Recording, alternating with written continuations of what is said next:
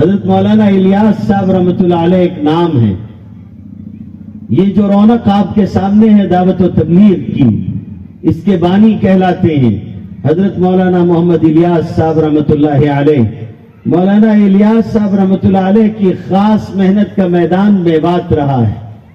سب سے زیادہ توجہ جس علاقے پر ان کی اور سب سے پہلے مبذول ہوئی وہ میوات کا علاقہ تھا، اور یہی وجہ ہے اور حق ہے میواتیوں کو کہ آج میواتی اس خاندان سے اور اس دعوت و تبلیغ سے جو ربط اور تعلق رکھتے ہیں اور جس طرح سے اظہار اپنی وارفتگی کا کرتے ہیں ان کو حق ہے، اس لیے کہ کسی محبت کرنے والے نے ان کو بے خریدے انمول کر دیا ہے.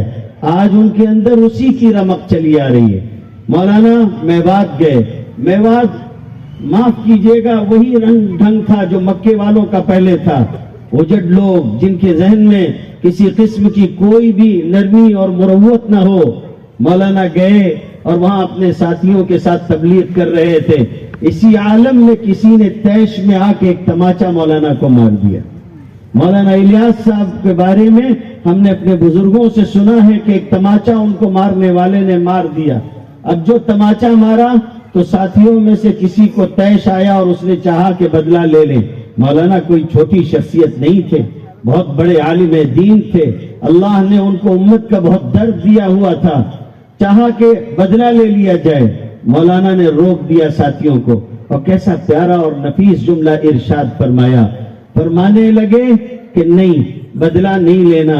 یاد رکھو ہم دعوت کے کام کے لیے آئے ہوئے ہیں، اور اگر سیدنا محمد رسول اللہ صلی اللہ علیہ وسلم کو دعوت کے لیے طائف میں مارا اور ستایا گیا ہے تو پھر ہم کو بھی یہ سب جھیلنا پڑے گا.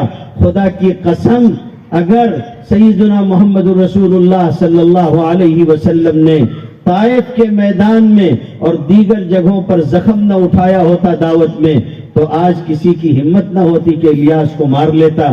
لیکن ہمارے آقا نے جب اس راستے میں تکلیفیں اٹھائی ہیں تو ہم غلام بھی تکلیف جھیلیں گے.